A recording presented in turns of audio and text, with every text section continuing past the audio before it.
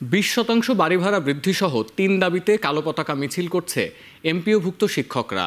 এর আগে প্রায় 22 ঘন্টা ধরে কেন্দ্রীয় শহীদ মিনারে অনশন করেছেন তারা। কাল কর্মসূচি রয়েছে লং মার্চ টু যমুনা। সে খবর জানাতে কেন্দ্রীয় শহীদ মিনার থেকে যুক্ত হচ্ছেন সহকর্মী বাইজিদ সাদ।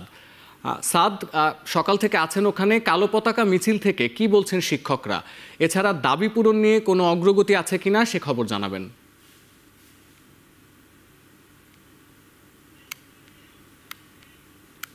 পূরণ নিয়ে এখন পর্যন্ত কোনো অগ্রগতি নেই বিধায় কিন্তু শিক্ষকরা তাদের উপর অসম্মান করা হয়েছে এবং রাষ্ট্র তাদেরকে অবহেলা করছে, এই দাবিতে কিন্তু তারা আজকে প্রতিবাদ সমাবেশ করেছে কদম ফোয়ারাতে এবং তার আগে তারা কালো পতাকা মিছিল করেছে এবং তারা বলছে যে তাদের যে 3টি দাবি আছে, 20% বাড়ি ভাড়া, 1500 টাকা স্বাস্থ্য ভাতা এবং 75% উৎসব ভাতা, সেটি আসলে যৌক্তিক দাবি। এই দাবি নিয়ে তারা 7 দিনের মতো আন্দোলন করে চলেছেন এবং 6 দিন যাবৎ তারা অবস্থান কর্মসূচি পালন করছিলেন শহীদ মিনারে এবং আজকে মূলত তাদের কর্মসূচির অংশ হিসেবে কালো পতাকা মিছিল নিয়ে তারা শিক্ষা ভবন হয়ে কদম ফোয়ারাতে গিয়ে অবস্থান নেন। সেখানে একটি বিক্ষোভ সমাবেশ করেন এবং সেখানে গণ অধিকার পরিষদের সাধারণ সম্পাদক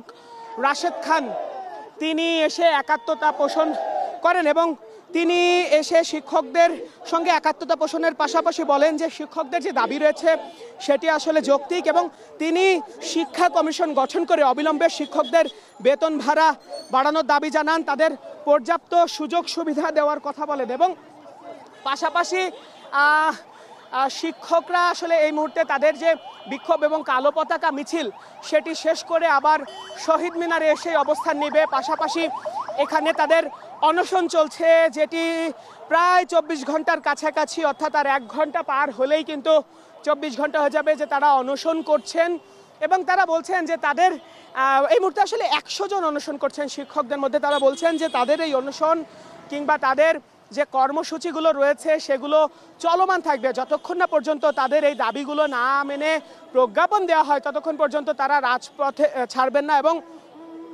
সারা বাংলাদেশে 30,000-এরও বেশি শিক্ষা প্রতিষ্ঠান বন্ধ রেখে পাঠদান বন্ধ রেখে তারা কর্মবিরতিতে এসেছেন। তারা বলছেন যে সামনে শিক্ষার্থীদের বেশ কিছু গুরুত্বপূর্ণ পরীক্ষা রয়েছে, সেগুলোতেও কিন্তু তারা যাবেন না এবং তারা হুঁশিয়ারি দিয়েছেন যে আগামী নির্বাচনেও কিন্তু তারা দায়িত্ব পালন করবেন না। এই সব কিছু মিলিয়ে তারা বলছেন যে প্রধান উপদেষ্টার প্রতি তারা শ্রদ্ধাশীল। কয়েকদিন আগে তাদের নির্ধারিত কর্মসূচির অংশ হিসেবে তারা প্রধান উপদেষ্টার বাসভবন যমুনা অভিমুখে যাওয়ার কথা ছিল তাদের, কিন্তু তারা সেখানে যাননি এবং রাজনীতিবিদদের অনুরোধে তারা যাননি। তবে তারা বলছেন তাদের দাবি যদি মেনে নেওয়া না হয় তাহলে আগামীকালকে তারা আগের যে কর্মসূচি ছিল অর্থাৎ প্রধান উপদেষ্টার বাসভবন যমুনা অভিমুখে কিন্তু তারা পদযাত্রা করবেন। আর এই মুহূর্তে আসলে তাদের যে কালো পতাকা মিছিল ছিল সেটি শহীদ মিনার এসে শেষ হয়েছে। এই ছিল আমার কাছে সবশেষ। শহীদ মিনার থেকে যুক্ত হয়েছিলেন সহকর্মী বাইজিদ সাদ।